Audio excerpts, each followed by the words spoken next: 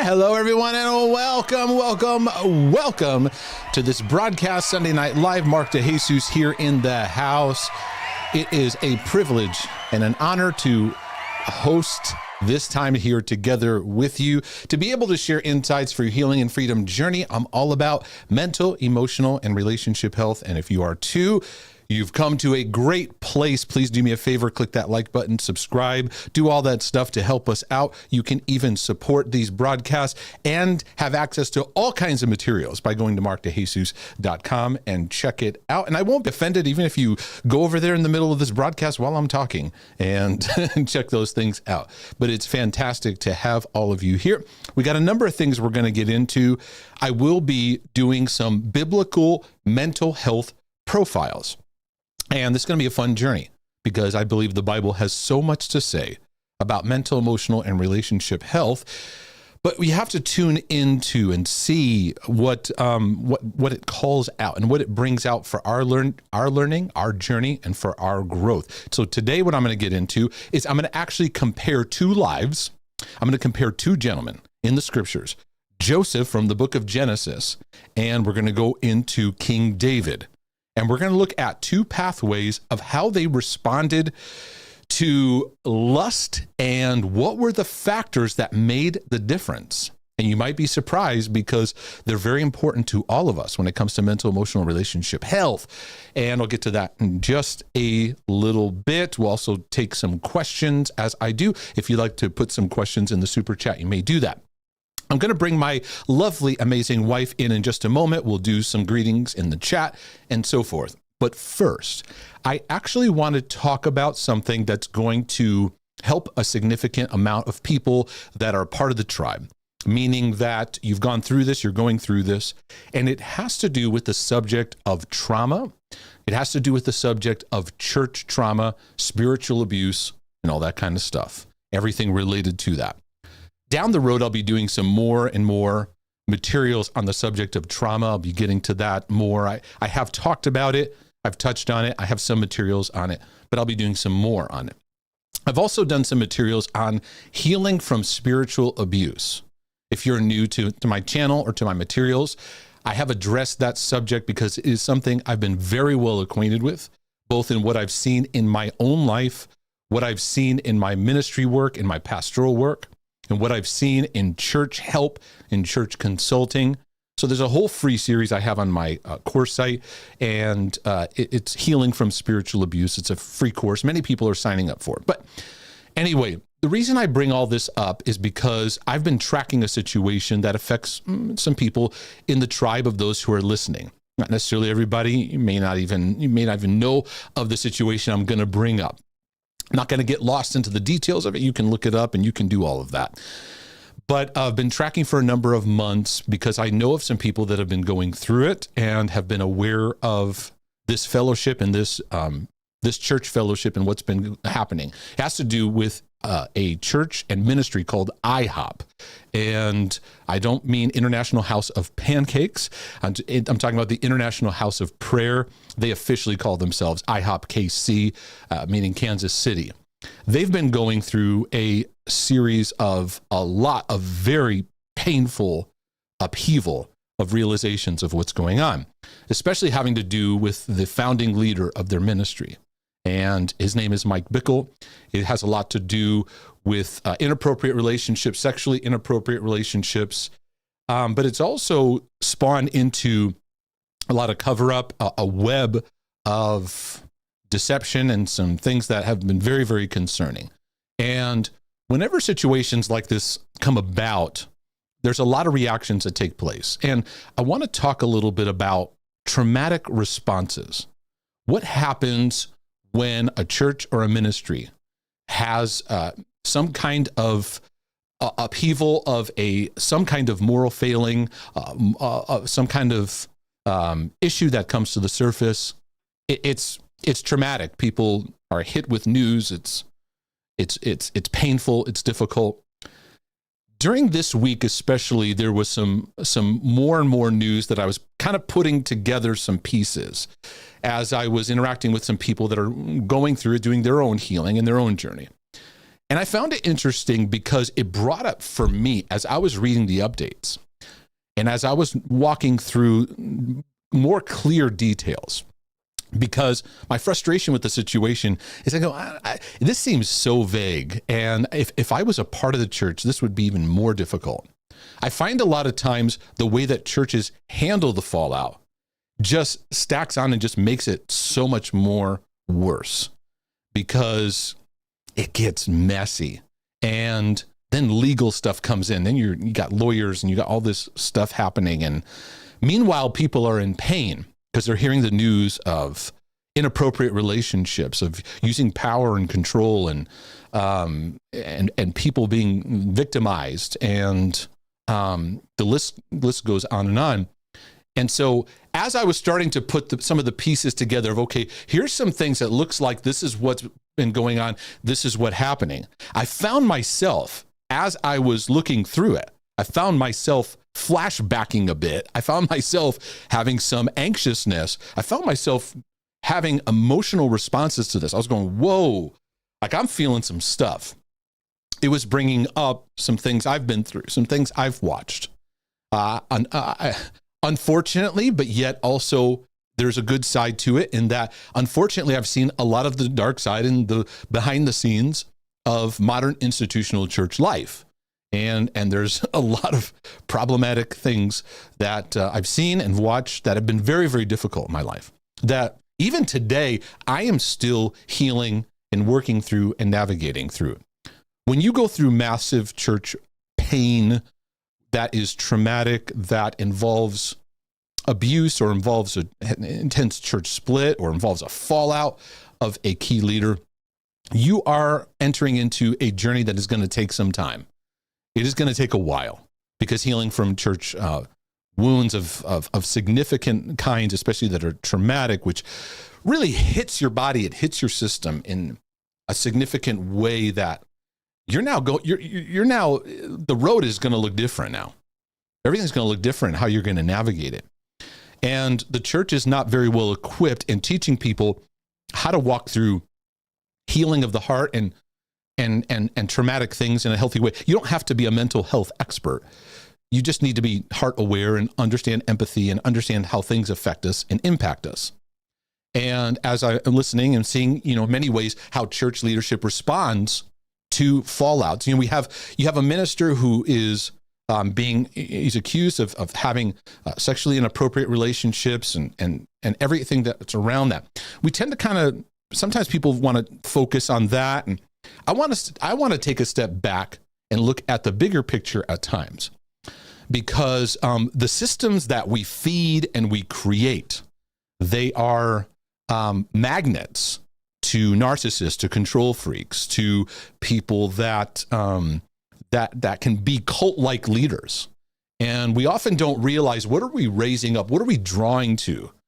Over the past 75 years, modern culture, the United States, many nations, we have this problem of really wanting to follow these high-profile leaders, and we lift them up, and we draw in, the platforms draw in narcissistic, often, and I'm not saying, I don't know Mike Bickle, I'm not saying he is or isn't, I don't know him in that way.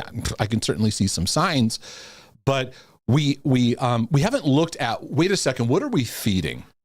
Because I believe where a lot of the church is headed is it's going to get us back to life in society, and what we're seeing is going to force us back to the fundamentals of just getting with each other, getting back to the basics. We become very manic. We're chasing these big things, and we want big crowds, and we're going to change the world into a billion souls, and it's going to be, everything's big, and you're going to the nations, and we lose the beauty of just being a husband. We lose the beauty of being mothers, fathers, and sisters and brothers, and just living the simple life. And we've been chasing it, because here's the thing. If you want to chase the big things, you're going to attract these people that go for it at all costs. And there's trade-offs.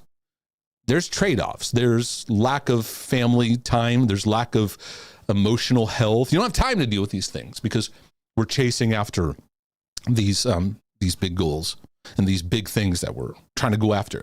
I think there's a lot of times where the church thinks that God needs our help. He needs our good marketing plans. He needs our good, he needs this. And there's a lot of things that we feel we need to add on to it. I've ministered to a number of people from, not tons of them, but enough to give me a sense of a little bit of the IHOP culture and a little bit of what's emphasized. And there's a lot of great things I've seen from them. Now, some of you're anti-charismatic. That's fine too. I get it. I get it. And I want to keep this focus onto what I want to share and what I want to deposit, because when stuff like this happens, it is a very traumatic situation. And what I want to do is I want to point out maybe six or seven common ways that we respond to spiritual abuse, church trauma, the shocking news of something happening. Your system gets shocked, your coping responses come out. And I think it's important to address this when it comes to the church, because you're going to enter into a grieving process. Many people who've been connected to that church, or maybe you've been in a church where there's been an affair or there's been fallout, and there's a lot of pain that comes with it, because you look to a leader that you've looked up to and you've had respect for, and we kind of build these cultures where they're these big name platform people, and then the rug gets pulled out from you, because you realize there's a lifestyle that's different behind the scenes. And many of you, maybe sometimes I tell people, don't meet your heroes, because you may be disappointed, because they're ordinary people, and we're all ordinary people, and ordinary people have brokenness. No one's immune from this. And it gets very, very dangerous when people that are not working on their life get put into these positions, and it's like, what are they gonna do with it? So anyway, when trauma hits, we eventually need to allow ourselves to go into the grieving process, but there's stages to it that happen and take place. Some of the responses that happen in church, the common trauma responses, the first one is often the loyalist response. You're going to see this. Those of you that are a part of that fellowship, or maybe you're going through this, because I get letters and emails of church splits and fallouts and things and abuse and all that. You're going to see first the loyalists. The loyalists are the ones that they're in a big form of denial. They deny, they defend, which is actually stage one in the grieving process, is denial. Deny that it's happening. And they're often the loyalists, meaning they don't even want to hear it. They are loyal to that leader in every way, shape, and form. They're just la la la la la la la la la la la. You can see it on social media when these things happen, and it's like they just stand by. They don't even know the person, but they're just like, I just know, and the Lord showed me, and we throw out the Lord showed me. This isn't true, and things like that. Of course, these are very delicate issues. They need to be walked through wisely. But first often is the loyalist. The second that I find, it's not fruitful, but it's a traumatic response that's taking place, is the super spiritual. Believe it or not, the super spiritual, there's many of them. And in fact, I would say a large percentage of the body of Christ, when a trauma happens, they go hard super spiritual, meaning they over spiritualize the situation into it's going to get better, or you need to be better, or here's what God's going to do. And they don't know how to just, wow, this is painful. This is difficult. So I'll see this a lot of times where people go, don't look to man, look to Jesus. And it diminishes legitimate pain that people are having. Many people, example, in this International House of Prayer, I know of people invested decades of their life. I know ministries where people have packed up and moved to another state, to another city. They let everything go, change their whole trajectory of their life around a movement or a church. That's a dedication's incredible. And then to have stuff like this happen, and then to tell them, don't look to man, look to Jesus. Just look to Jesus, right? And we often start creating spiritual solutions to fix. And I notice whenever the church fallouts happen like this, it's interesting because the church machine still keeps going, right?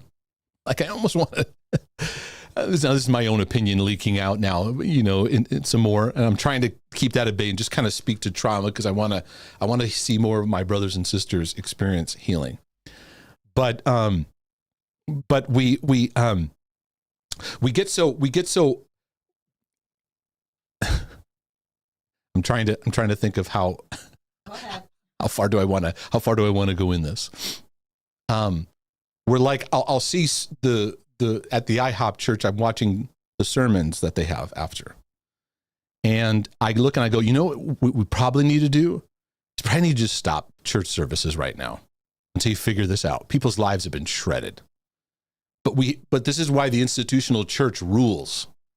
It rules. The schedule rules. The machine rules. You got to take offering. You got finances. You got money. You got stuff. So we don't know how to just stop and go, we've got to reassess because the ship's got to keep moving. So I'm watching this. It was announced back in October.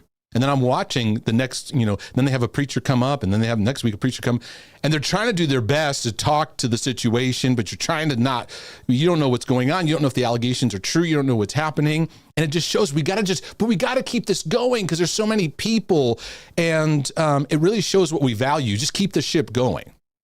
In many of our churches, we think God needs us so badly. If we stop, that means we're letting the devil win. And sometimes I feel that we get lost in a manic thing that if this ministry collapses, God in heaven is going to go, oh, I don't know what I'm going to do. I don't know what I'm going to do. I had this place and now I don't know how to I don't know how to get people to pray without, I think we can elevate our importance too high. Because I think it'd be helpful for people. Let's just pause. We're going to sit down, work through this. Now it does seem that they're at an impasse right now. And there's I won't even get into the complicated mess of it. And many of you aren't even connected to it. So you're going, what is he even talking about? And so then we see a lot of people like over spiritualizing stuff of God's going to make a way and he's still faithful. And we don't know how in these times to just go, this really stinks. This is awful. And this is painful. We feel like we have to come up with a recipe to make it better. We got to make this pain better because right now this is incredibly ugly. But hey, we've got this 24-hour prayer house. We've got these things have to keep going. Why? Because we're just going to force these rusty wheels to just keep going? Because a lot of times what we need, and I wish the church would understand the power of Selah, the power of pausing, that sometimes when these things rise up, it shows our dysfunction. We need a giant pause to go, what do we need to do? And instead, we got to keep the ship moving. And you'll see, if you're involved there, you'll see the ship just keeps moving. And so they're trying to put new people in. And this person, because everything's just got to keep going. And this kind of fits in with we're super spiritualizing, we're over spiritualizing it, but we're not willing to just pause because when trauma happens, you got to give room for pause. Interesting, because as I was reading and listening to some of the news and materials, I had some stuff rise up in me. And I was, sitting at home and I said, because I know this enough now to go, I got to make some room for this emotion to work through me. Because it was bringing stuff up from years ago, stuff I'm healing through, but trauma healing is a process. Pain is a process and it's not a quick fix. So I recognize that when stuff I read an article, man, it's hitting something in me, right? And many times you have to recognize, something, we call it triggers, a lot of time, but something you're seeing is hitting something in your history. It represents something, right? So I got no stake in the IHOP game, for example, but I found myself doing a lot of thinking and reflection for probably the past 4 or 5 days. I'm like, man, I'm really thinking about this a lot. And one of the things that I did in ministry traumatic experiences is something many of you do and have done. And it is the do what is right no matter what obsession. The do what is right no matter what obsession. And this is a big thing that charismatics fall into as well too. My Baptists, Calvinists, whatever, do this too, right? But Pentecostals and charismatics, we are notorious for this area that I'm talking about. The pain happens. Don't say anything bad. Don't gossip. Keep a heart of honor. And what we don't realize is this perfectionistic pressure now wraps around us to super behave while we're in the midst of something that's absolutely messy, and you can't wrap your control mechanisms around it and just be a good person. Now, I'm not saying in situations where you have church trauma that you just say and do whatever you want. That's not what I'm saying. But I see a lot of people, remember, when trauma hits, our coping mechanism kicks in. And so it hits perfectionism and that just right, but never enough, just right. So I better not say anything. I don't want to say anything because God's going to curse me. I can't touch God's anointed. I can't. And so then what happens is there's a narrative that's like, don't talk about this because we don't want to gossip. There is true, but it's also laced with control mechanisms. When we tell people, no, don't gossip, it can also be a control mechanism of like, hey, don't talk because, we got to keep this under control because the PR people got to come in. And the Church of Jesus Christ in this time period of history is run by PR campaigns. And it's one of the reasons I unplugged from my role in institutional work. I said, I want to live my life. I want to live my life. I want to teach people. I want to be Mark, a brother from another mother. The stuff is getting so dysfunctional. But one of the power things that cults and spiritual abusers and very dysfunctional church environments do. Don't gossip. Is not gossiping a healthy thing? Yes, but it's used as a control mechanism to keep. We got to keep the story together. Meanwhile, many brothers and sisters are. So this is what I would do. In situations, just make sure you say the right thing, make sure you say the right thing, do the right thing. Do I need to call? Do I need to pray? What's the thing I need to do? And I didn't give myself room to go, just stop. You don't have to do anything right now because you're experiencing pain and the pain needs to go through your system so you can let compassion and grace happen and step by step see what's needed in the process. Now, these kind of fallouts bring out that, you'll hear many church leaders go, we're not very experienced in this, we're experienced in that. And a lot of it brings out that we're not really experienced with living here and connecting here to what healing looks like. And many of you in times of trial of very painful experiences, you go to this, like, I got to do this right, I can't talk. And so you suppress all your words, and there are things stuck in the cells of your body because you never said it because you're like, God's going to curse me. And again, I'm not going black and white and saying you should have went and cursed out your pastor. That's not what I'm saying. Or you should have went off on somebody. But when pain happens, we need space to breathe. We need space with someone who's safe, a brother or sister, to just share.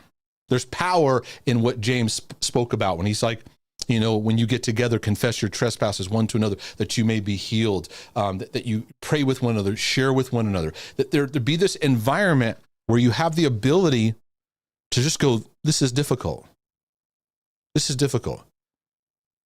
The thousands of people that are connected to IHOP, they're gonna be on a long journey of healing, and many of them are going super perfectionist. Don't say anything. Don't do anything. Got to do the right thing because this is God's thing. We got to honor it. Or they super spiritualize it. Oh, gee, don't look to man. Look to Jesus. Let's just praise through the storm. You're the loyalist. Oh, he didn't do anything wrong. I just know it. Or you might be another one, and this is your trauma response. Soldier on. Keep going. Don't stop. Don't stop because their lives are at stake. Mercy. And that's where I say that, no, I don't see the pause here. This is something that I'm encouraging anyone when you're going through something like this, pause. There was times in my church work and where I said, we're just going to pause here. Wouldn't it be healthy if churches could go, we're going to take two weeks off as a church. We're going to do no programs. No, I think it would make us healthier if churches went, we're going to take a month of the year off. What are we going to do? We don't have a Sunday morning for somebody to teach us, right? It shows us the dependency, kind of codependent responses relationship that we have with modern day church. When really it's about the organic, us being with each other, encouraging each other. And many are just going to, so drawn, got a worship service, got a prayer meeting, got these things. Another trauma response is the stuffer. Here's what's going to happen.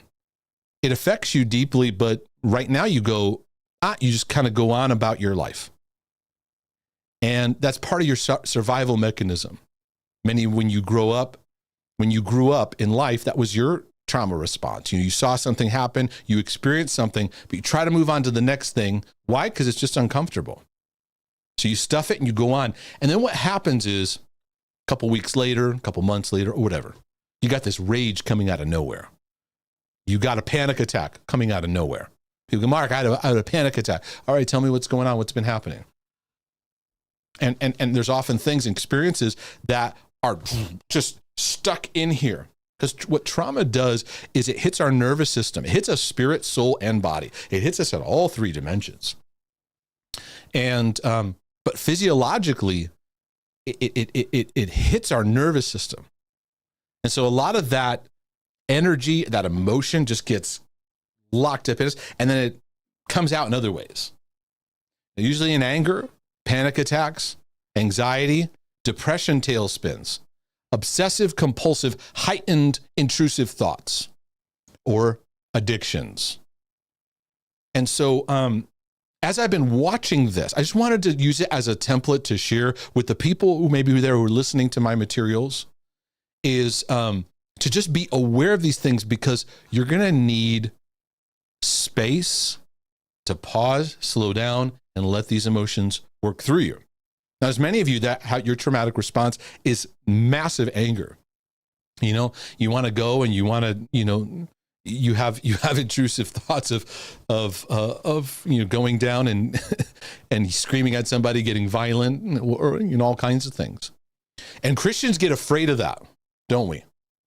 We get afraid when you're in pain of some of the violent thoughts or things that rise up in deep betrayal, in lies, in deception that's been going on. And you put a lot of pressure on yourself. I don't want to be bitter. I don't want to be bitter.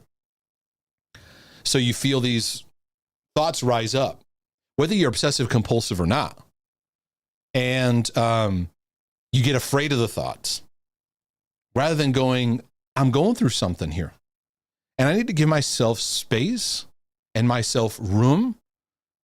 Now, this can cause impulsive reactions. I'm not telling you act on these thoughts, right? But we become afraid of them. We have no reference. That one of the most powerful things I utilize to this day, and I utilized it this week, as I was processing some stuff that bubbled up in memories of my own life. I used to compulsively fix it, obsessively dig into the trails of the thoughts or things that were rising up. I would try to pray it out, cast it out, do all these things. And the number one thing that has helped me in my journey, that I can't emphasize enough, and it takes practice, is I learned to let anxiousness or anger or just heartache, sadness, work its way through without judging it, without amplifying it, without trying to fix it. Emotions like these are meant to go through. We're always trying to fix them. We're always trying to. And then there's so many limping believers that have been shredded by, I don't even like saying the word church hurt, because it sounds diminishing. You got some church hurt there. Why are we still calling it church hurt?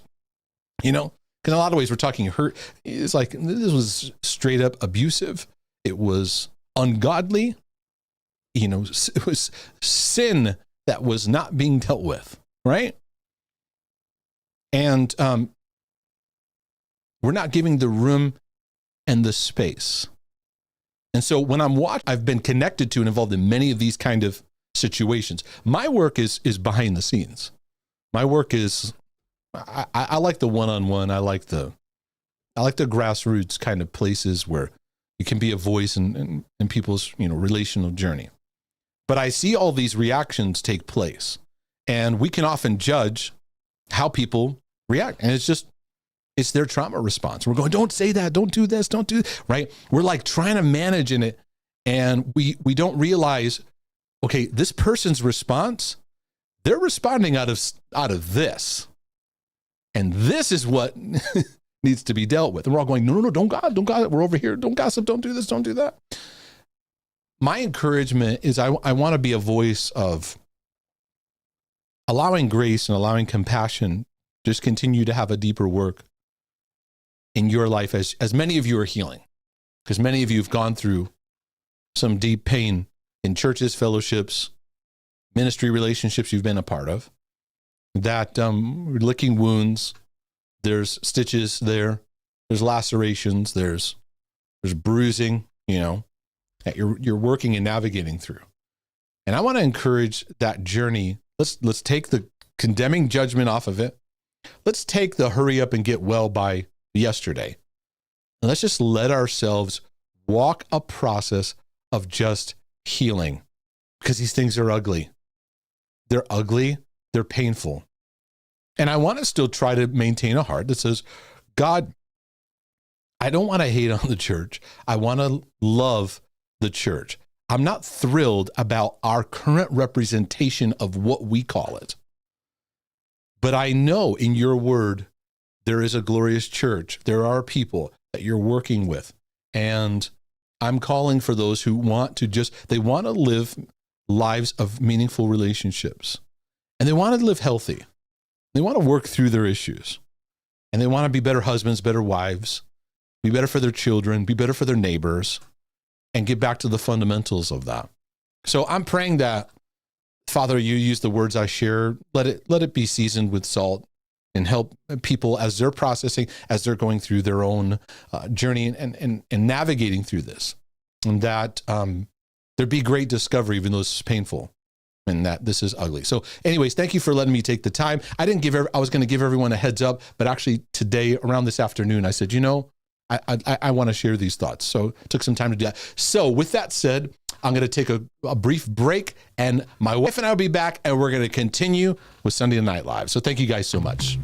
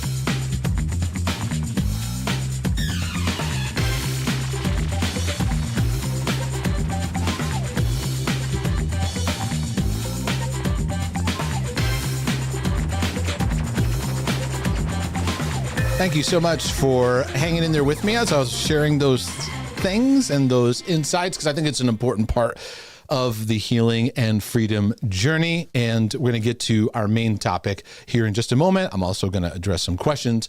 But of course, and I saw that some of you said you had some sound problems. And if there was, I believe I saw some buffering going on. with my control panel studio here. There was a looked like a buffering issue. So hopefully if you've refreshed it and you're back in action. If not, I do have a recording of what I shared on file. I can always re-release that at some point anyways too. So anyways, yeah, people hopping back on. You're good. Good. I see people saying, yeah.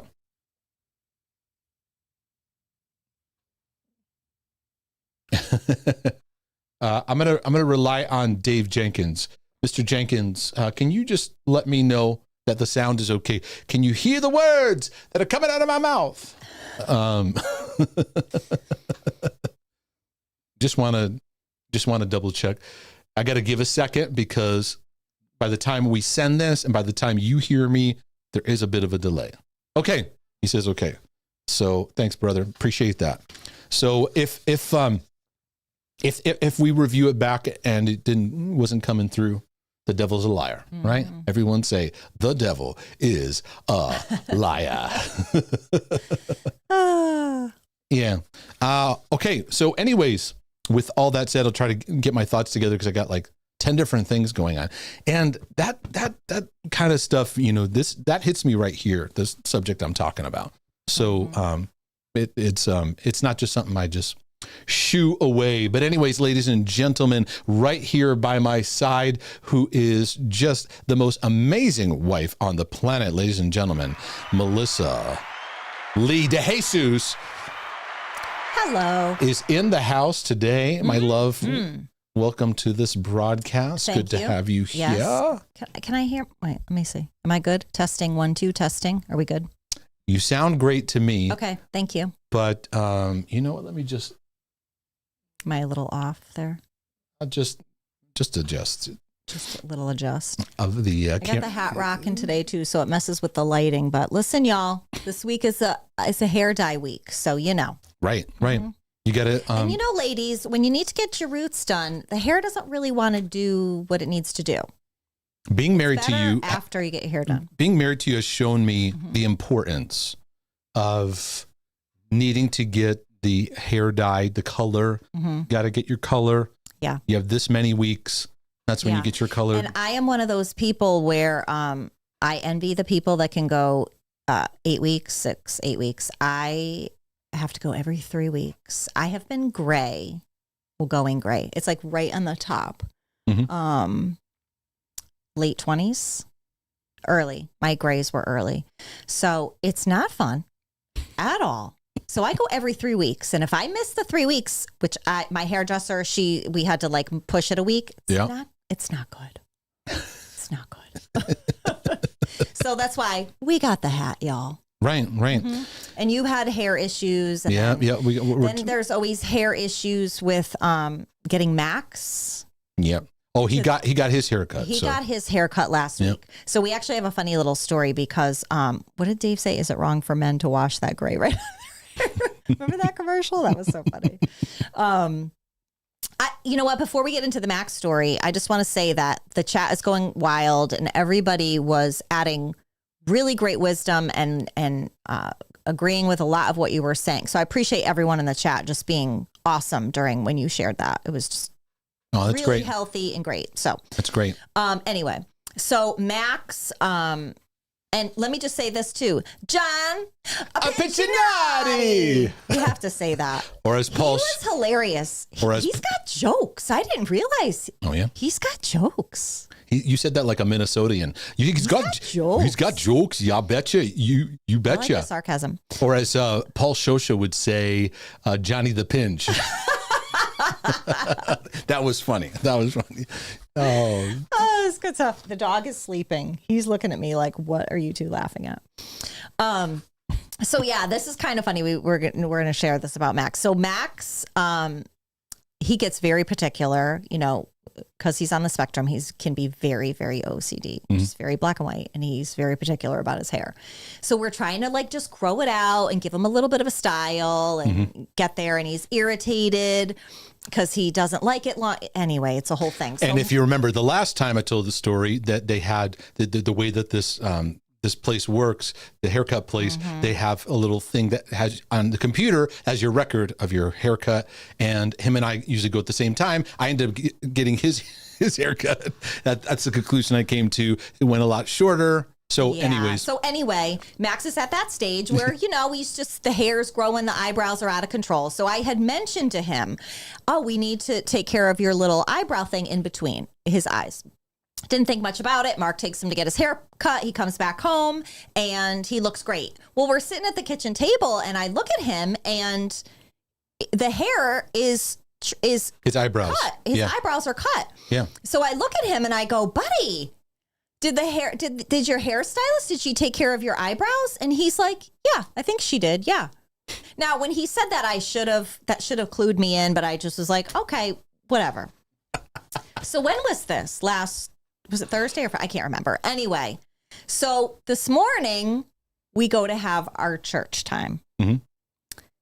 So we had great work. I mean, we had some really awesome worship time together as a family. And now that's a struggle for him. And he has to fight work through anger. It's the whole thing. Anyway. That's a whole big part of it. And I was teaching, I'm teaching the family basically 1 John. Yeah, we're going through it very slow. We're going through it line by line and Yeah. And Mark's listen, he's a great teacher, the way he leads our home. Anyway, so Marco's, we're going to, we read again what we read last week too, and we're just kind of going through things, and Marcus starts, and all of a sudden, like out of the blue, Max yells, mm-hmm. All right, I did it. I cut my own eyebrows. I shaved my eyebrows.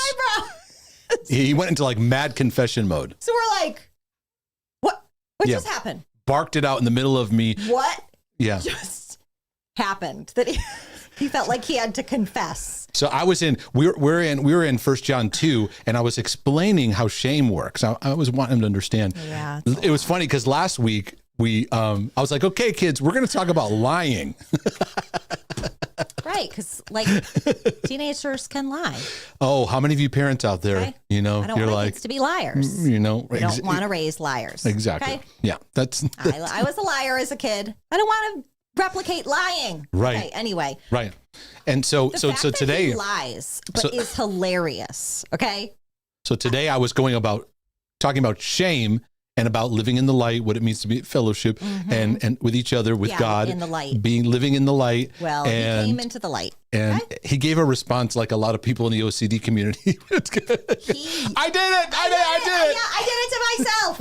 I cut my eyebrows, and we're sitting there. So then Abby is hilarious.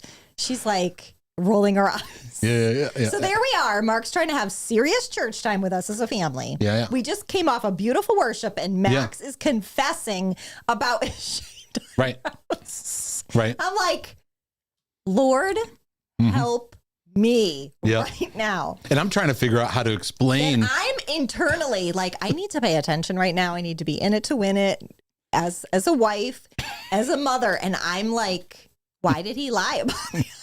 Right. Like, so I'm spinning. I'm a bad parent. I don't know what to do with him. I don't know how to help him. He's lying about eyebrows. Yep.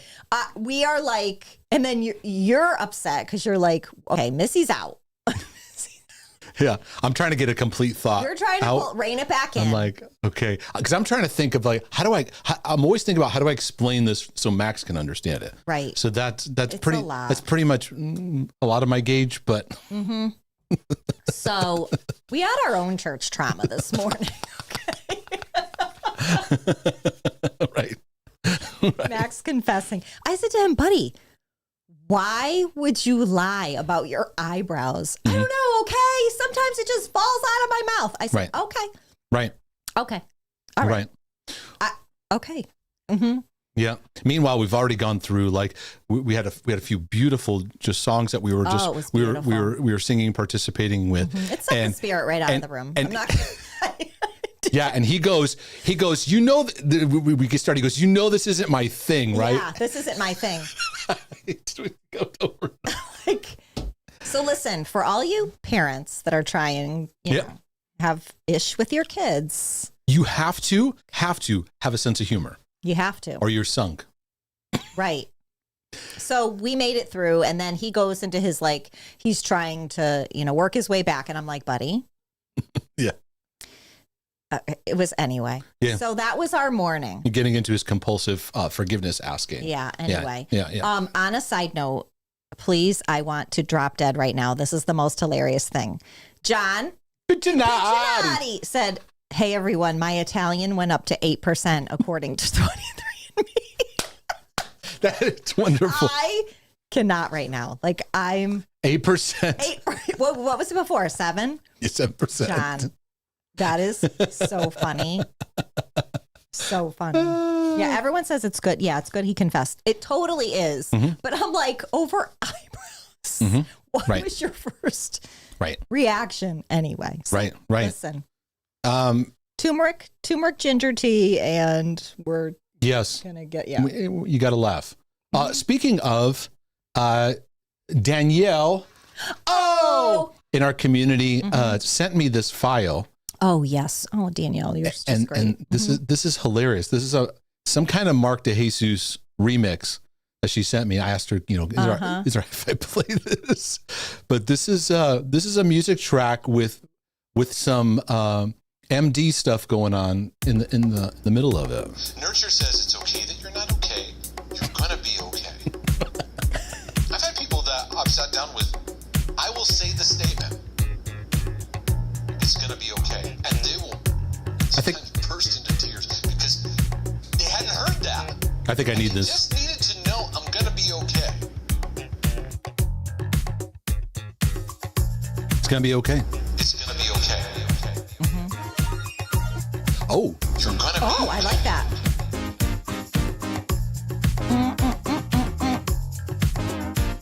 It's gonna be okay. It's gonna be okay. Everybody now. It's gonna be okay. You're gonna be okay.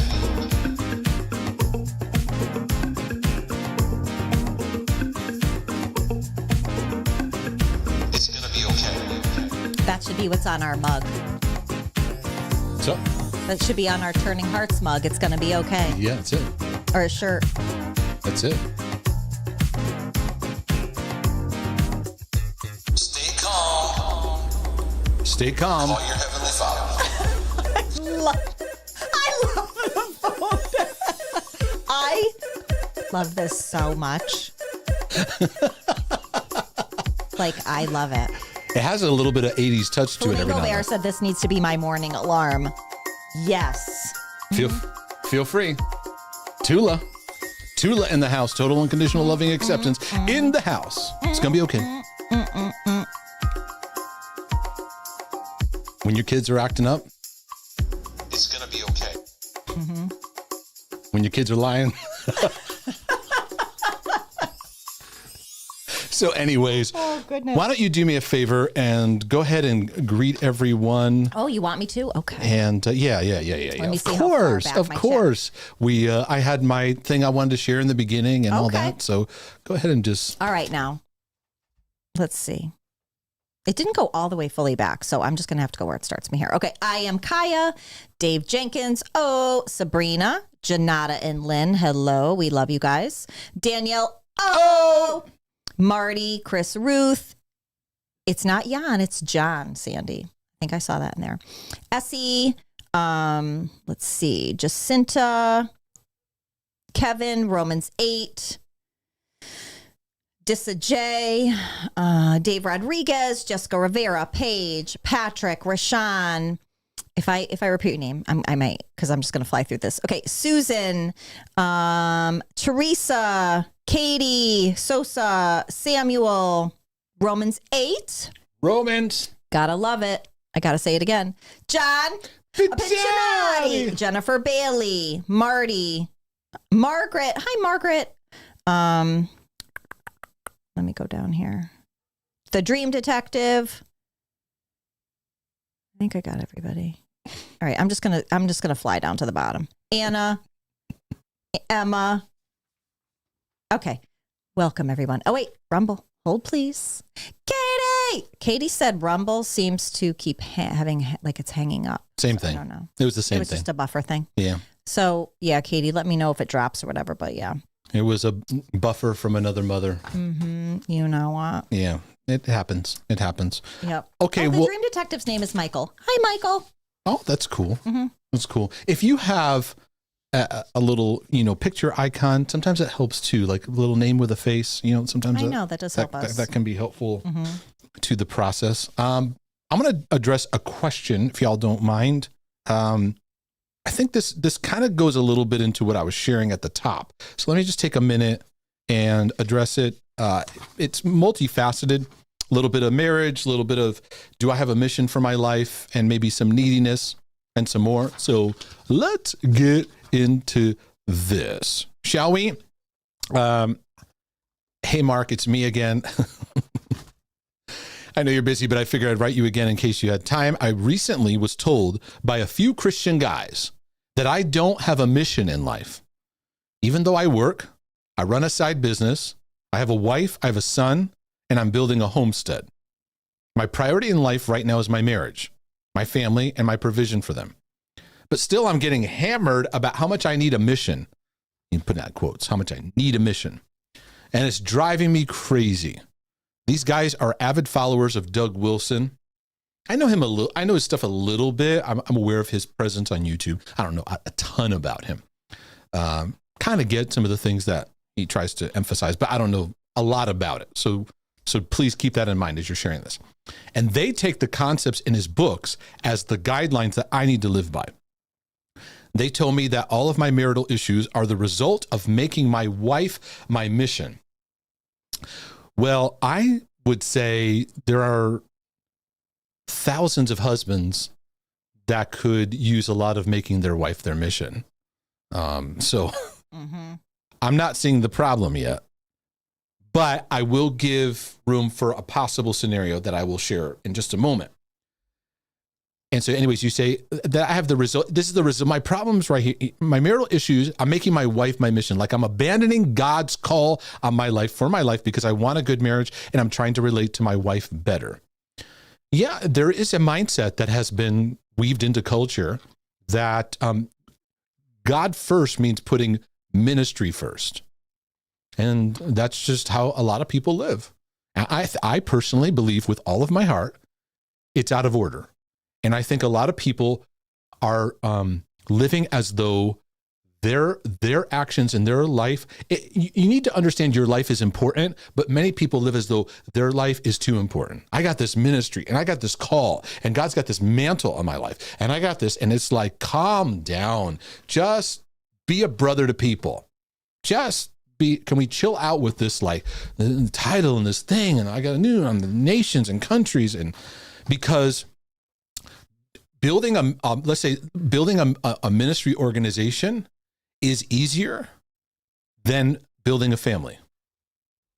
Okay? Building a business is hard, by the way. Building a ministry organization is hard. Church is hard, really hard. It's easier than building a family. Family is hard work. And there's no glamour in it. There's no applause, right? Because you're just doing the day in and day out of building a strong bond. Many who get married, they realize don't know how to love, don't know how to talk, don't know how to deal with problems, stuff we all should be equipped with, walk into marriage with none of that. And so you're trying to figure that out. You're trying to work that out. I honor that. And I respect that you're wanting to do that.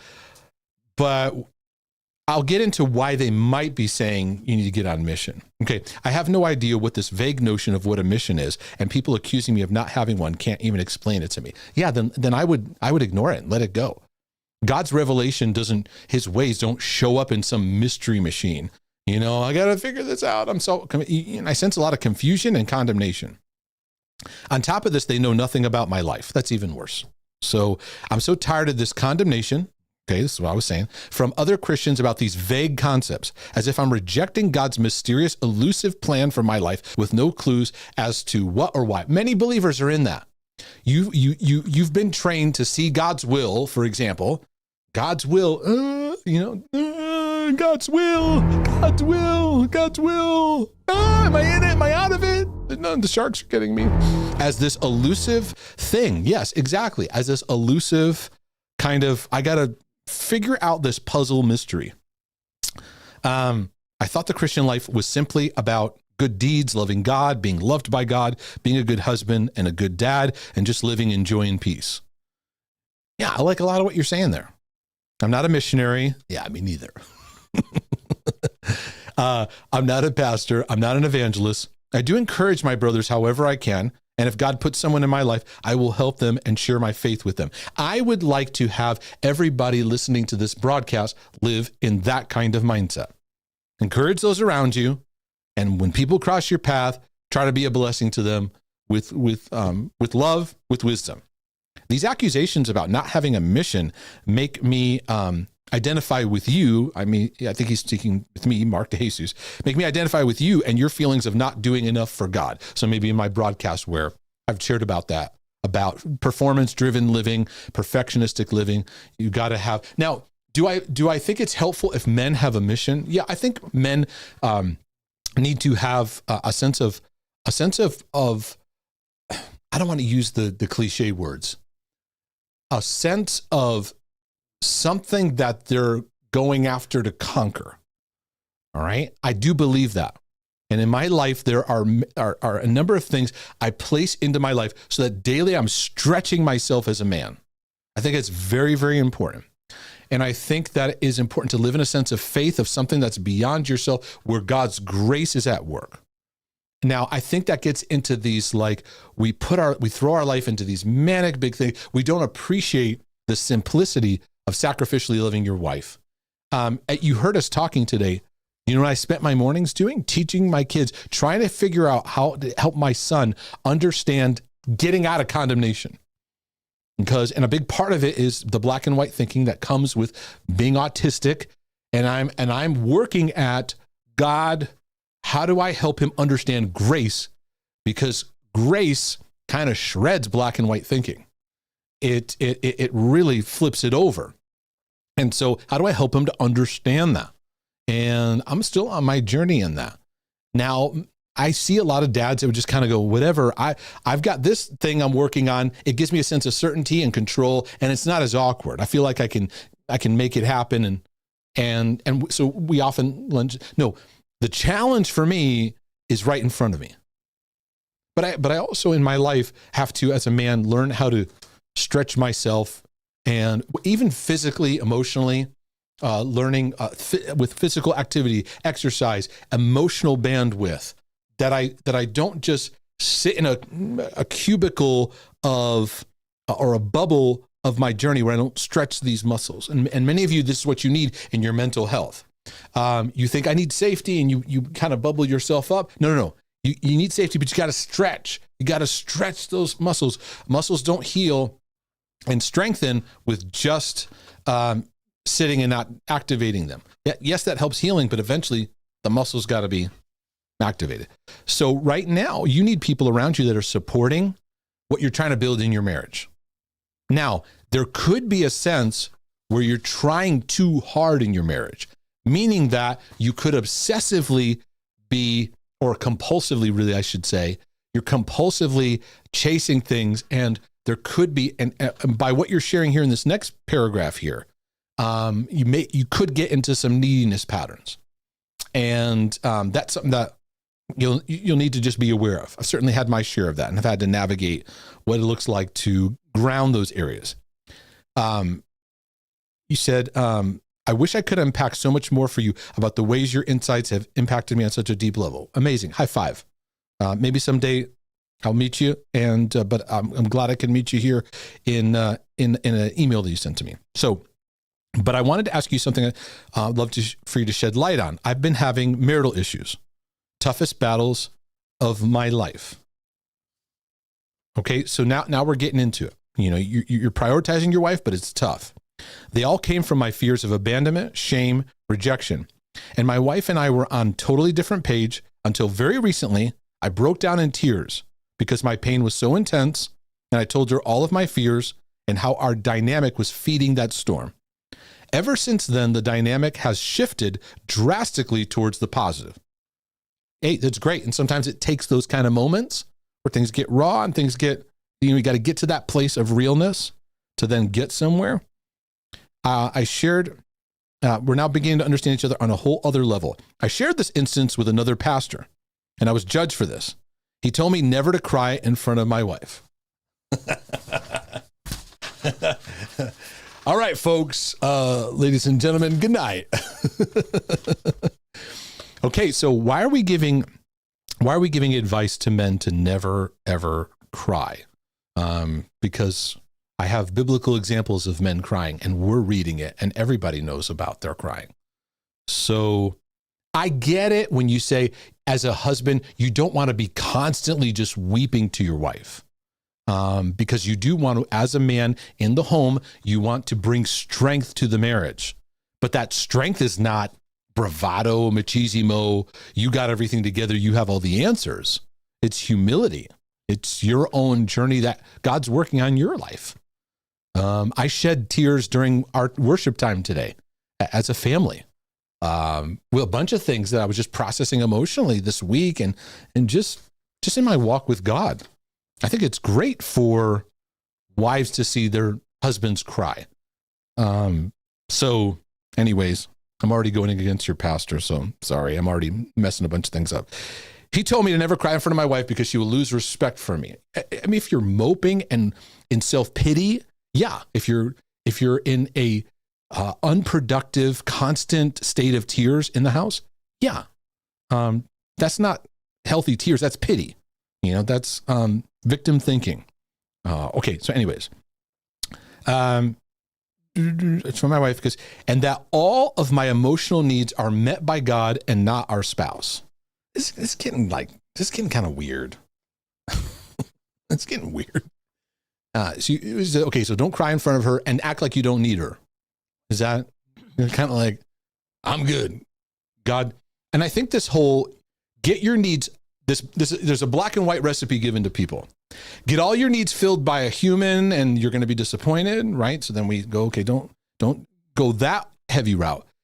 And then we go the other way. Get all your needs met by God. And I don't think that's healthy that we're teaching people that. Get all your needs met by God. Yep. Pastor Mark. Yep. Pastor Guy. Yep. Bible teaching, emotional health stuff, mental health. Yes. I don't think we should be giving that kind of rigid black and white. Get all your needs met by God. God created the whole world and it was in its state of innocence before sin contaminated it. The beauty of it. He created Adam and he looked and he goes, it's not good that you're alone. So us guys, we don't do good alone. Okay. Now don't start spiraling. Those of you guys that are single. Oh, that's me. Don't DEFCON me, but that's, no, we are the invisible God makes himself visible through relationship and how we relate to one another. So now we can become very needy. So I'm going to leave room for the possibility that in your marriage with your wife, in the problems you're having, there's a neediness that you bring to her. Neediness is different than learning to meet needs. Neediness is excessive. Neediness is tied to rejection issues. Okay. You got to understand the rejection root in your life because men often try to heal their father wounds and their mother wounds through their wife. The neediness for her to hear you, neediness for her to affirm you, neediness. Now, the answer to that is not going, I don't need you at all to tell me anything. Why are we communicating this? This is creating a really distorted lens. And then we have pent up guys with anger issues sitting in the basement, staring at the television, checked out because they can't take it anymore. So we've got to ground the advice that we're giving and getting. I'm not trying to go against your pastor and all due respect. But I think that what we've cultivated as what a man of God is not helpful. It's not accurate. It's not even biblical. So it's a legalistic setup to go just get your needs met with God. Now, as a man, I need to live my life where I'm going to God, letting him fill my heart. And I go to my wife to serve her because the structure of the home brings about that my submission to Christ, I bring that to marriage. Now, it's legitimate to help express what helps me to feel loved or feel appreciated. A man's high value right there in love is a sense of being respected and having that sense of respect. And God brought out the scriptural command of everybody submit to each other, first of all. And he talked about a man being submitted to Christ and the wife being submitted to the husband, and show that respect and honor to the husband. And then husbands, you need to learn how to sacrificially love your wife. So in your struggle with your wife, brother, you're learning how to sacrificially love her where she's at, and that can get mixed up with neediness. So you want to be aware of excessive neediness that can take over and become codependent in an unhealthy way.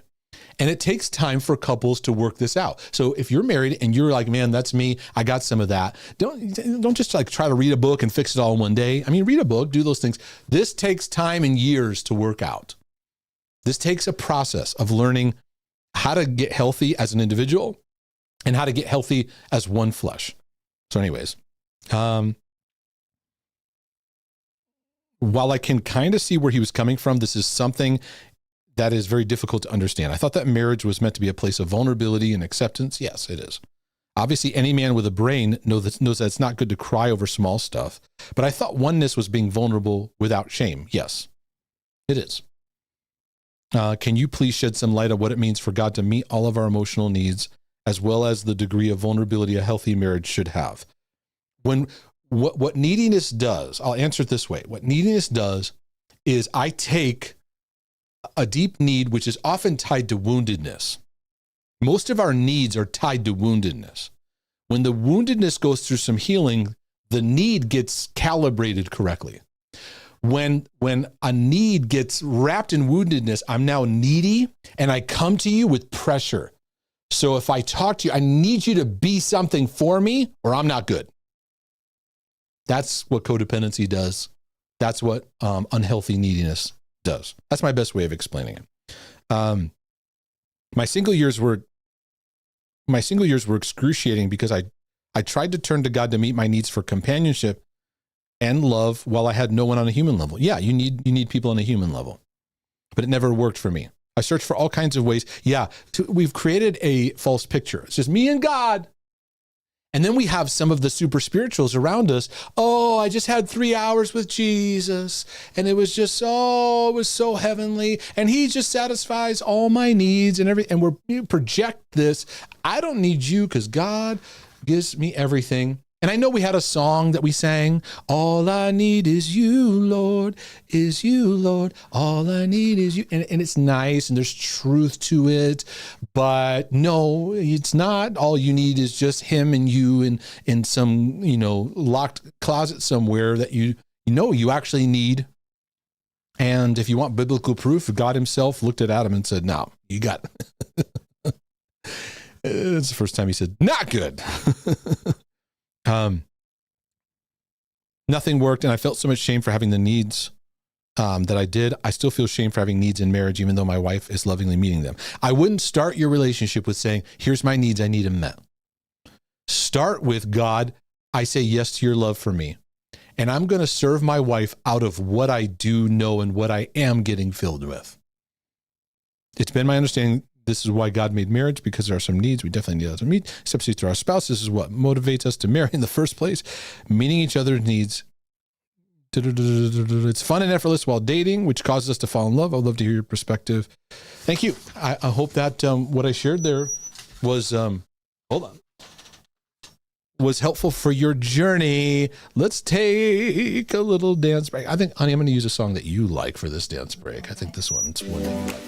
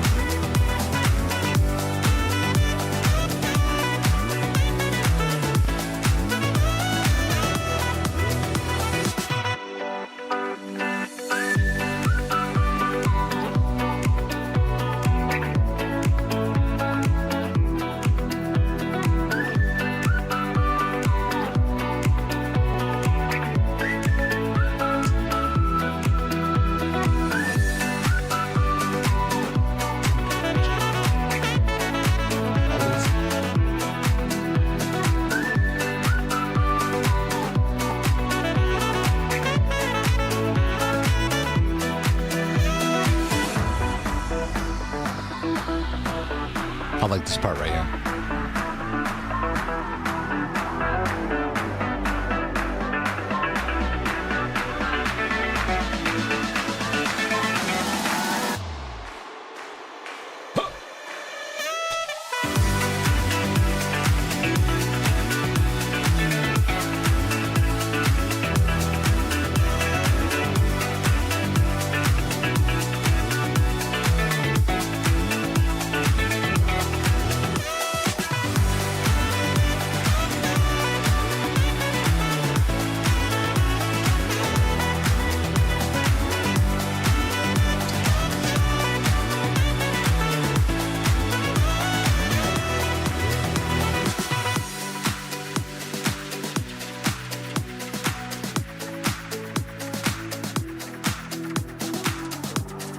I like that flamingo bear has an 8-year-old and is dancing with your puppy. That's amazing.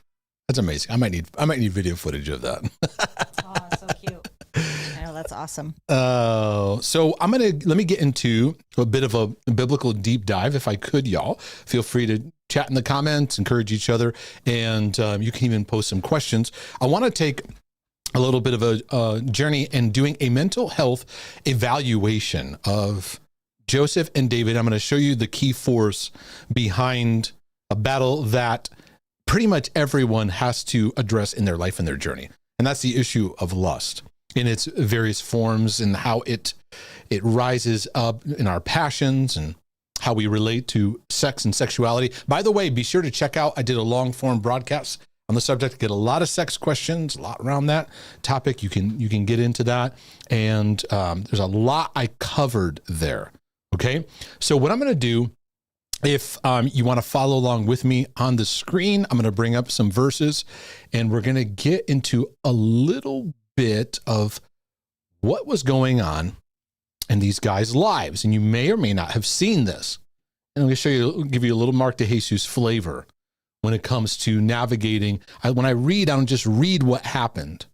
I like to go, okay, what would it feel like? What would it be like to be in this? What would it be like to be in this scenario and not know the end? Because when we read the Bible, we know where it went and what happened, right? Imagine living in this and not having those kind of options. So this man named Jacob, boy, these guys in these generations, if you think you got messes in your family, if you think your mental health is a mess, the families were a mess.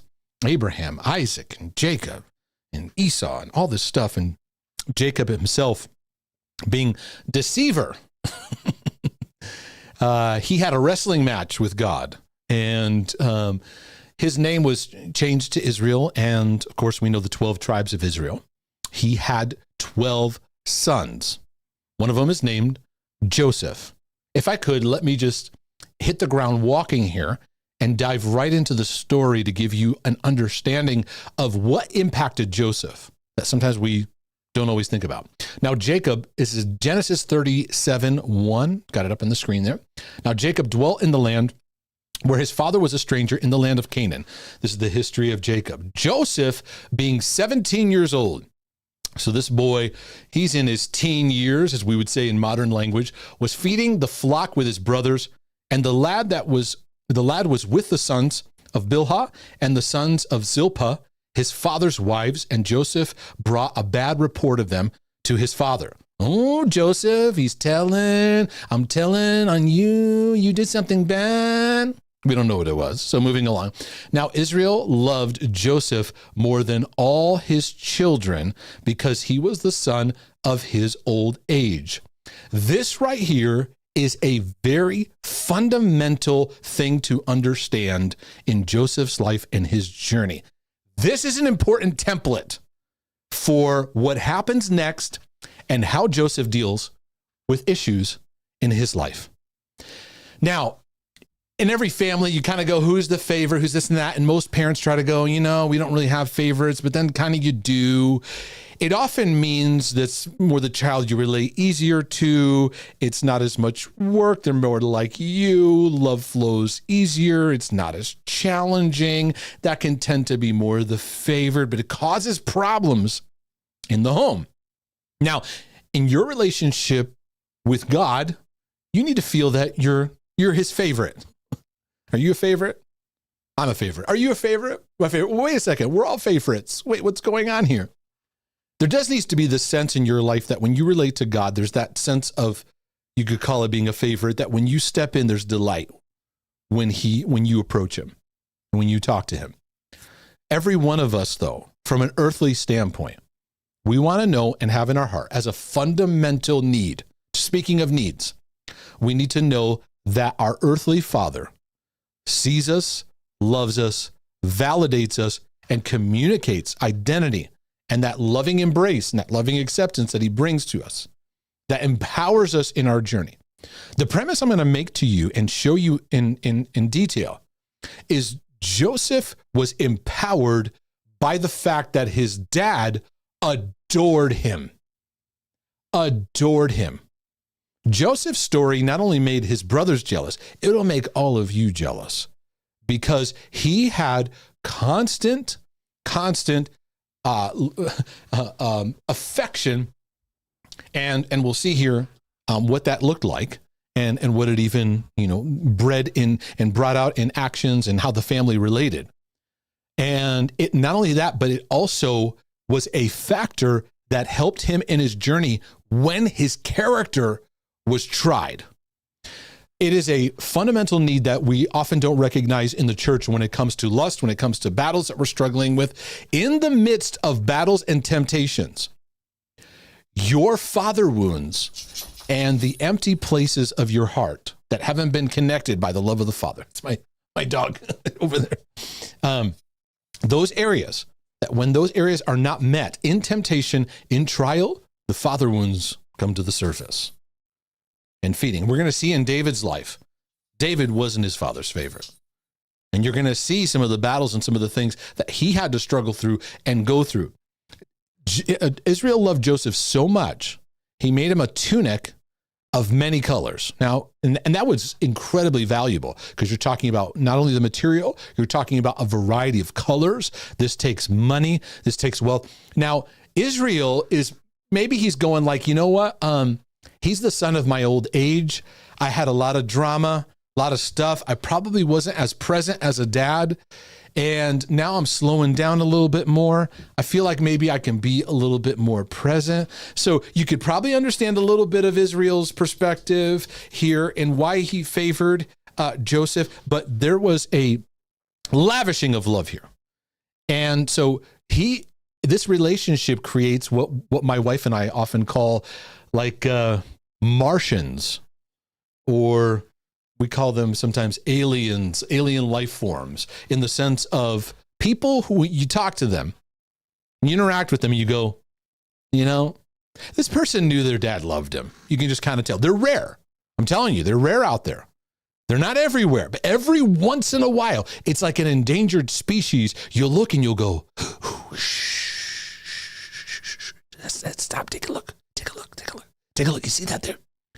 This is a rare breed of someone whose daddy loved them. Shh.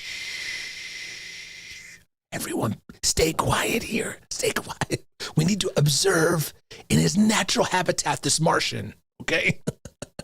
This is what we're reading here. Because people may say, I was my daddy's favorite. I'm talking about having this kind of love and affection. Did you see yourself? Did you feel growing up on a regular basis, you were your father's delight? I'm doing what I'm doing today in helping people's journey because that was not the experience of most people. Okay? So right away, when his brothers saw that their father loved him more than all his brothers, they hated him. So immediately what comes into place is a rejection mindset. Now, this is what infects families right off the jump. When love is compromised, or there's a distortion of love or comparison, or it hits their brokenness, they probably went through a lot of stuff with their dad. And now the 17-year-old gets all this love and affection. And so rejection then feeds this hatred. I talk about the spiral of bitterness in my book, Bitter Free, which I teach on, how to work through forgiveness, how to work through anger issues, and this creates all the sibling rivalries. We're right in the midst of it now. We're right in the midst of a modern soap opera about to take place, okay? Now, Joseph had a dream, verse 5, he had a dream and he told it to his brothers, and they hated him even more. Now, something Joseph didn't have at this time. He had the love of his father, but he didn't have wisdom yet. Because you see, when you understand, like sometimes Christians, you get blessed with something and you post it all out on social media, and it's just not the wisest thing to do. You're like hashtag blessed, hashtag wonderful. I'm not saying don't do that, but you get a big amount of money, or you get a super nice sports car and you just kind of flaunt it and like hashtag God's blessing me. It's just not wisdom, right? It's just not, it's not the wisest thing to do, to tell your brothers their dad loves you more than them. Now, they're already in hatred, and the hatred is breeding a sense of violence and a sense of murder within them, okay? Because bitterness has a trail, right? It starts with being offended. It moves into deep anger that doesn't get addressed, and hatred, which is a removal of love. Love gets withdrawn, which moves down to violence in words, or even violent within a sense of animosity and contempt, and then murder in deed or with the tongue, right? And so these guys, they're right in the thick of this. And let me put it back up here. And so he said to them, please hear this dream which I've dreamed. He should not have told them this dream, which I've dreamed. There were binding sheaves in the field, and then behold, my sheaf arose and also stood upright. And indeed, your sheaves stood all around and bowed down to my sheaf. So this is an example of, this is somebody whose daddy super loves him, but he doesn't have self-awareness yet. He needs some wisdom. He's like, hey guys, yeah, right? This is amazing, right? Like, I'm going to be awesome and you guys are going to bow before me. Isn't this wonderful? So he needs some help in that area. And so he shares the dream with them and this great thing that's going to happen to him.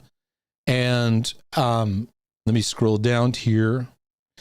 And so he told it to his, verse 10, to his fathers and brothers, and his father rebuked him and said to him, what is this dream you've dreamed? Shall your mother and I and your brothers indeed come to bow down to the earth before you? Now dad is even going, man, what is going on with this? His brothers envied him, but his father kept the matter in mind.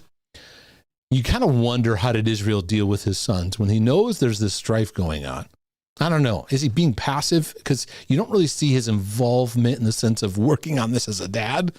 This is where dads need to know when to step up and help people navigate through issues. Then his brothers went to feed their father's flock in Shechem, and Israel said to Joseph, are not your brothers feeding the flock in Shechem? Come, I will send you to them. I'm going to skip down a little bit here to verse number 16. So he said, I am seeking my brothers. Please tell me where they are feeding their flocks. The man said, they've departed from here, for I heard them say, let's go to Dothan. So Joseph went after his brothers, found them in Dothan. Now, when they saw him afar off, even before he came near them, they conspired against him to kill him. You think he got family problems? They went from 0 to 60, didn't they? And this brings up an interesting point, because this stuff was probably going on for a while. This stuff was brewing in them. Their own rejection wounds, where they don't have connection with the father. It's a hair trigger. So it actually didn't go 0 to 60. It had been breeding, because the other 11 were all dealing with their sense of not being loved in that way. You have to, in your life, in your journey, be aware of where envy gets in your life, because it is nasty. It will entangle, but it's fed by rejection. Rejection feeds bitterness. Rejection feeds hatred. Rejection feeds, it's the funnel that feeds these relational battles that we have. Any family problem, any strife, any division is rooted in rejection, in someone being disconnected to love, and then how they react out of that towards somebody else. So then hold on, I lost my window. Then they said to one another, look, the dreamer's coming. And come therefore, now let's kill him and cast him into some pit. And then we'll say some wild beast has devoured him. We'll see what has become of him. Reuben at least has a little bit of a conscience. And he says, let's not kill him, But then his option isn't the greatest either. But cast him into this pit. Maybe we can just do this pit, but just don't kill him. Don't lay hands on him. Right? So anyways, verse 23. So it came to pass when Joseph had come to his brothers, they stripped Joseph of his tunic, the tunic of many colors, because that represented the favor. That represented the love. It disgusted them. They couldn't even look at it. So they took him and cast him into a pit, and the pit was empty. There was no water in it. And then they sat down to eat a meal. My goodness. So this is, now keep in mind though, his anchor in knowing love though, is going to help him in his character moving forward. But look at the sociopathic, disconnected, they just tossed their brother in a pit, naked, and they're going to sit down. All right, let's have some dinner. This is like out of one of those movies where the villain, shoots somebody and then sits down and then, cuts a steak and eats it. So my goodness, with their conscience. Then they lifted their eyes and looked, and there was a company of Ishmaelites coming from Gilead with their camels, bearing spices, balm, and myrrh on their way to carry down to Egypt. So basically they say, okay, they're going to sell him into slavery. And, okay, so we're now setting the template for the beginning of Joseph's journey. Joseph then goes into prison, and he has trial after trial. He dream interprets, wants to help, to tell them when you get out of that, I interpret the dream. He's left hanging. He has this whole process that he has to go through of endurance and character. Okay, we're going to pause on him for a second. Now what I'm going to do is I'm going to move over to King David. And we're going to go to 1 Samuel. If you give me just a second here to change where I'm at. We're going to go to 1 Samuel 16, and I'll go over to verse 4. Now, what God has done with Samuel is God is saying to Samuel, hey, we got to anoint a king. Okay, you guys want a king? Okay, which God at first was like, you don't want a king. You don't want a king. He's going to tax you. He's going to put burdens on you. You're going to get angry. You're going to have to give him a lot of money. He's going to do all this stuff to you, right? So you can thank people back then for your taxes today. And he goes, he says all that, and the people are like, we want a king. It's amazing how we just want what we want. And so God goes, okay. So they are looking for like who looks the part. And Saul is the one that looks the part. He is, he has that stately, maybe he'd look like a good senator or something like that and kind of play the role. And God's saying, you know what? I'm actually looking for a man after my own heart in the long term of what I'm wanting to do and what I'm wanting to work. So anyways, so he tells Samuel, I want you to go to the sons of Jesse and I'm going to show you who the next king is. So then Samuel's worried about the drama if Saul hears me and all this. So God tells him what to do. Invite Jesse to the sacrifice. In verse 3, he says, and I will show you what you shall do. You shall anoint for me the one I name you. So Samuel did what the Lord said and went to Bethlehem, and the elders of the town trembled at his coming and said, do you come peaceably? He said, yes, I've come to sacrifice to the Lord. Sanctify yourselves and come to me with sacrifice. And he consecrated Jesse and his sons and invited them to the sacrifice. So Jesse and sons, I need you all to come together here because something is going to happen here. So it was when they came and he looked at Eliab and said, surely the Lord's anointed is before him. Why? Because he looks the part, right? And this is the famous passage of scripture where the Lord says to Samuel, don't look at his appearance or his physical stature because I've refused him. For the Lord doesn't see him as man sees. Man looks on the outward appearance, but the Lord looks at the heart. So Jesse called Abinadab and made him pass before Samuel. Neither has the Lord chosen this one. Then Jesse made Shammah. So Jesse's going here. Jesse's calling the sons, bringing him here. Neither has the Lord chosen this. And then Jesse made 7 of his sons pass before Samuel. And Samuel said, the Lord's not chosen these.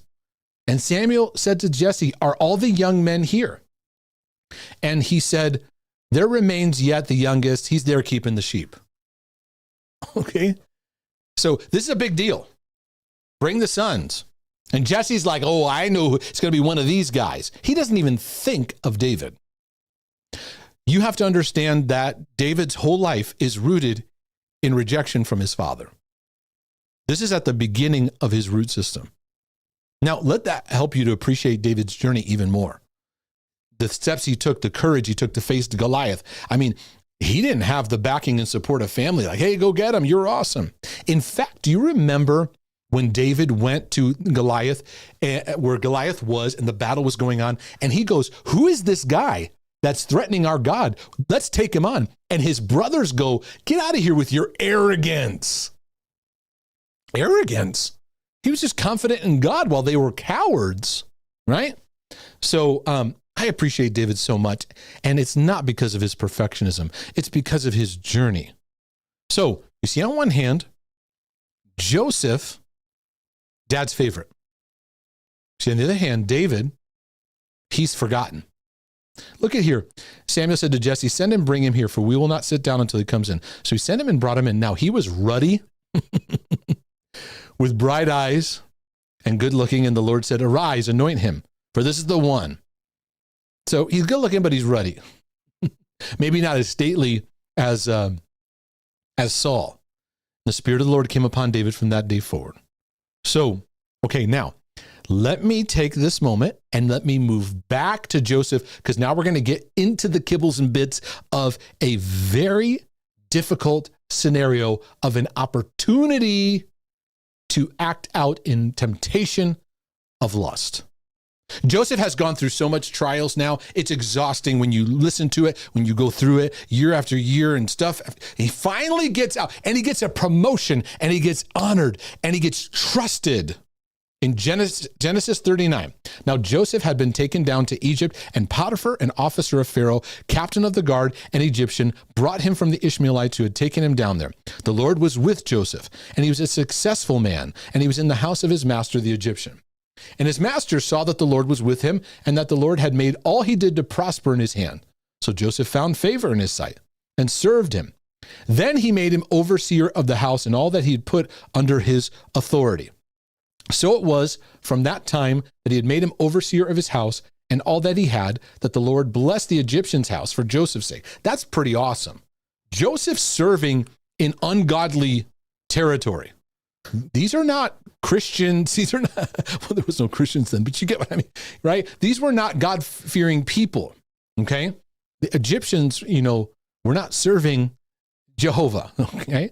So, but he knew, but because of the favor in his life, it actually blessed. And I wish that we as Christians would understand where we work and the ungodly places that we sometimes end up in working, that God, that out of our lives, just living simple lives before you, that you would show favor on our businesses and show favor on even people around us, just simply by just living our lives. Okay, anyway, verse 6, thus he left all that he had in Joseph's hand and did not know what he had except for the bread which he ate. Now Joseph was handsome in form and appearance. So we got some good looking guys, okay? And it came to pass after these things that his master's wife cast longing eyes on Joseph and said to him, lie with me. That's King James, lie with me. Or, the King James will use, and they knew each other. It's like kind of dialing down what's happening. She is in every way going, now's your chance. Now, I'm sure that it didn't just happen here. I'm sure there was moments, there was the glancing, the flirting, and he's trying to work and do his thing. And there's all these things this doesn't just happen out of nowhere. Look at his response. There isn't a second thought. There isn't a temptation. This isn't even a temptation for him. But he refused and said to his master's wife, look, he got rational. It wasn't even like, you know how sometimes in the movies, somebody will start to lean in. They go, no, I shouldn't, in the soap operas, I remember soap operas when I was homesick from school. That was the only thing that was on TV. He's like, what is this? And it's like that kind of moment. He just goes right into, no, my master does not know. He had loyalty to Potiphar, and he's like, no, this ain't right.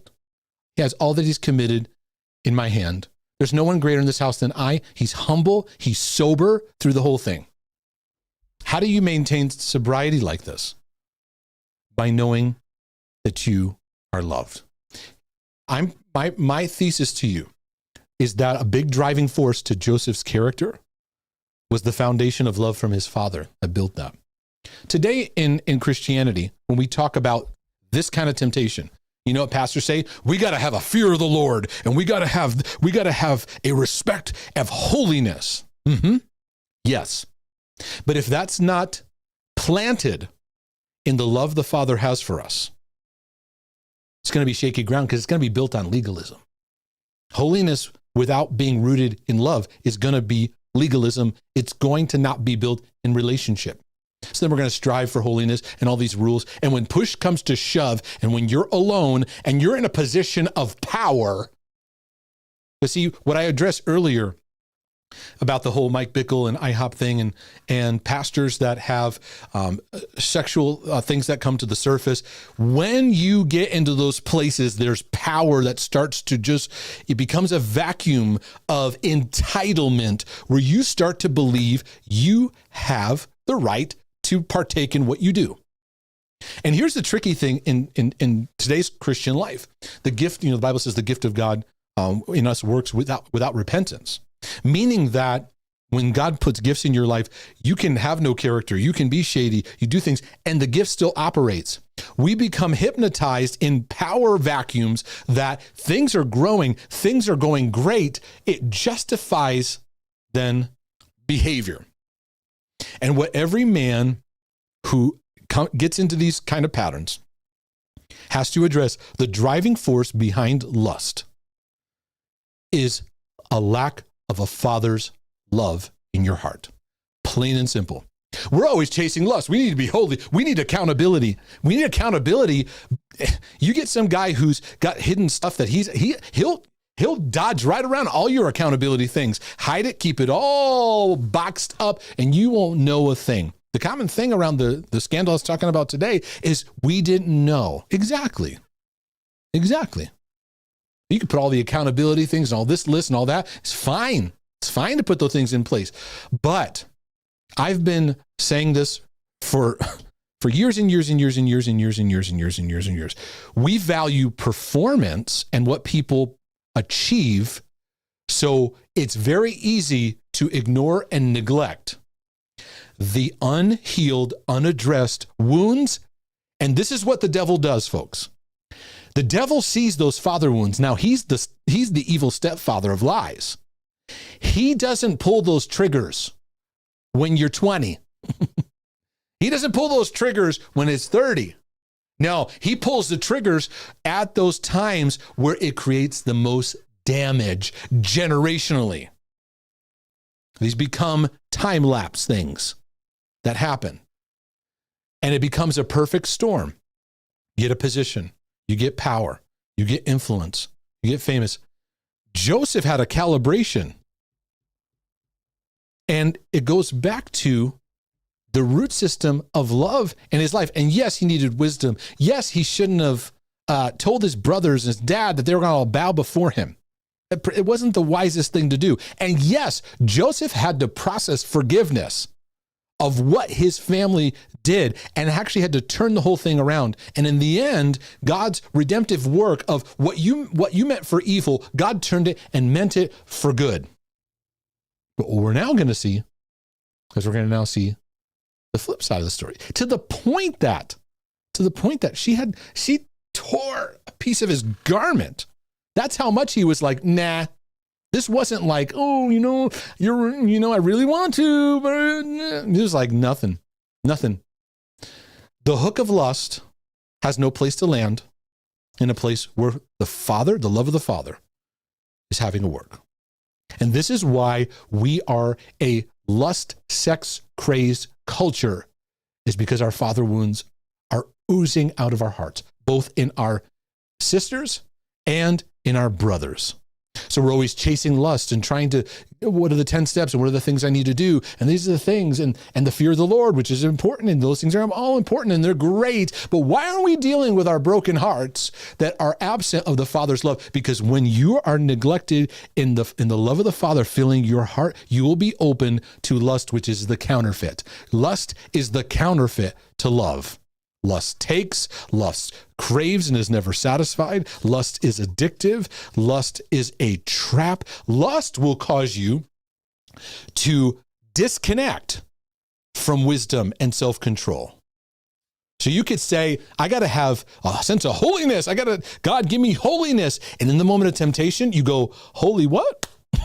It gets pushed aside. You lose sobriety because The holy fear of the Lord needs to be rooted in the love that God has for them, because then there's a connection of intimacy. There's a connection to God's love for you that fills you in a way where lust loses its ability. So we're going to see David, the one who experienced rejection from his father, you're going to see it rise up right here. Now, David, over time, you can see as you're reading the scriptures, it can get where the power gets a little bit to him.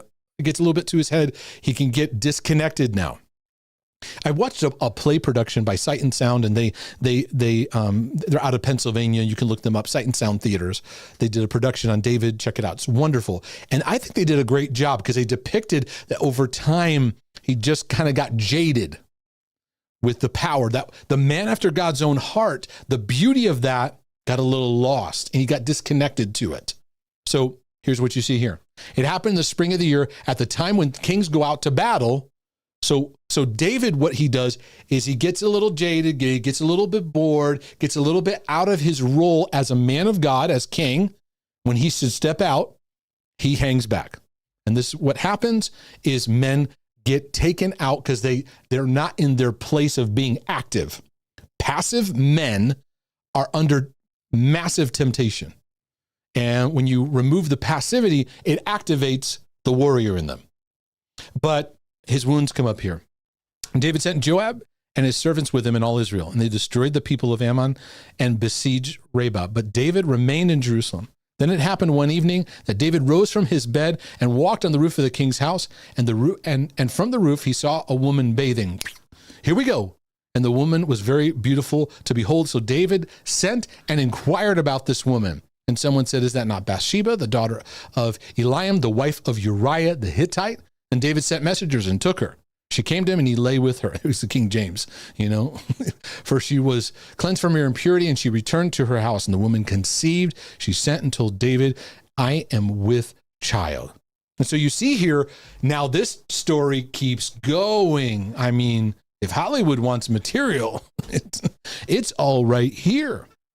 Uriah the Hittite, then he gets killed, and there's this whole sequence of lying and covering up. Now, the beauty in both stories, both Joseph and David, because I relate to David more.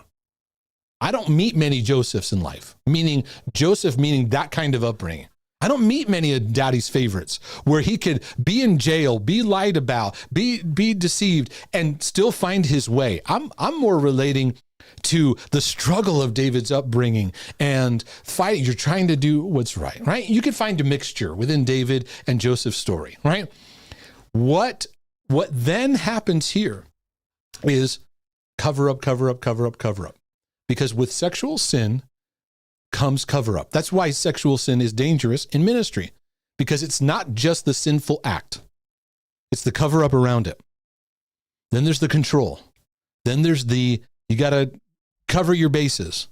And then with adulterous things, you have to harden your heart towards your spouse, right?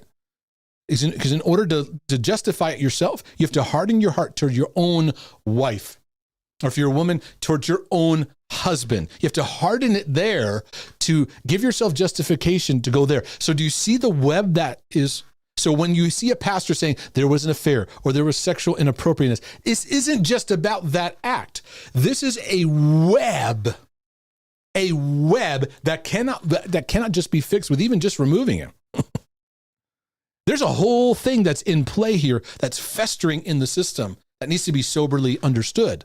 Because what we're seeing here with David is, boy, you lost your compass, but it's also bringing up an unhealed wound from his history. So in sharing that, I want to encourage my brothers and sisters. People write to me. They ask every week. I'm getting questions about sexual temptation, sexual confusion, struggle with your thoughts, struggle with just this thing called lust, these cravings where desire is wonderful. Desire, even sexual desire, we look at that as evil, right? No, it has its place that God designed and intended. All of us are in places where, as a culture, we're seeing where lust just takes over and takes over our sexual desires, what we are manifesting is a need for a dad. And sometimes it scoots right past us. Oh, daddy issues. You got daddy issues. Yep. We all have daddy issues.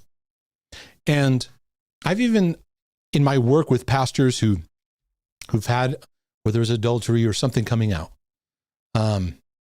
until that wound is dealt with, something's going to happen again, or you're going to fall into other things. And they get obsessed with the power surrounding what was going on anyways. There's so many things that trickle down. So where in your life, in your journey, are you realizing, God, I need to know you as a father? Because the areas of my life, the passions of my life are revealing I need to learn what it means to be satisfied in your love for me. I've taken time to write a book you can even get for free about experiencing God's love as your father. The part 2 of this is exposing the rejection mindset. And this uncovers where rejection takes over, and you see in David's journey where rejection took over. Now, the good news is that in all of this, God worked with David, God worked with Joseph, and God works with you and I. That's the amazing thing about all this. But we have an opportunity as the body of Christ to start healing, to start maturing, start dealing with the root systems of our lives. And so, Father, I'm praying that you'll help us to recognize where we're needing to connect more to the love that you have for us. It's going to take slowing down. It's going to take valuing more meaningful things instead of all the things that we chase. Because our culture and our society is power hungry, and we're chasing after this big thing and this amazing thing. And you know what we're doing? We're trying to feed a wound that only the Father can fill. God, would you immerse us in a sense of your affection, that we would know what it means to have your delight and experience your love. I thank you for this, and I know that we can grow in it. I know that there's great healing and great fruit that can come out of this. So I praise you for it in Jesus' name. Amen.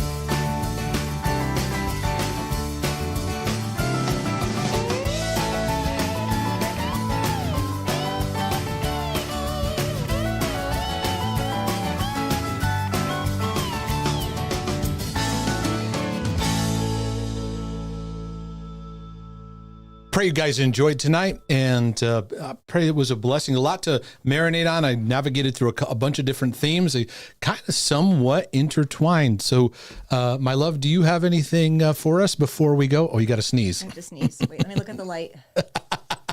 What? It's stuck. It's like right there, tickling my nose. I hate that. No. You said you got to wait. Hold on. What? You got to look at the light? Yes. Don't you guys know that when you look in the light and then it makes the sneeze come out? That is superstitious. There's a lot of that in our superstitious? No, it's a thing. It's like a medical thing. See, people are agreeing with me. Okay, It works. okay. Thank you, Gene. Yeah, you look at the light and it makes you sneeze. Yeah, it creates a compelling helio. We have a lot of that between Mark and I because I feel like Mark grew up very sheltered in his church world, and I'll have things that are like, I don't think it gives me street cred, but like Street cred. You got street cred. It's known as somewhat. It's not superstitious. It is a real thing. Thank you. Somewhat humorously as autosomal dominant, compelling helio-ophthalmic outburst. It's a condition characterized by successive sneezing induced by bright light. You have a disease. We're going to pathologize this. Do you know what's funny is when I normally have to sneeze, I need to look at the light to help the sneeze to come out. You know, So I have a disease? So what is my problem that every time I go into a wait, hold on. Wait. Every time I go into a drive-through, they go, "Can I take your order?" I go, and you have to sneeze. Yes. Always. It's so weird. True. I think I have drive-through-itis. Yeah, you know what? Now that I read it, I do remember like it being some kind of like it is a thing. We're like sunlight kind of, yeah. Anywho, there's no super chats. Everybody just loves your teaching and loves you, and it's awesome. And that's the story. You look very warm.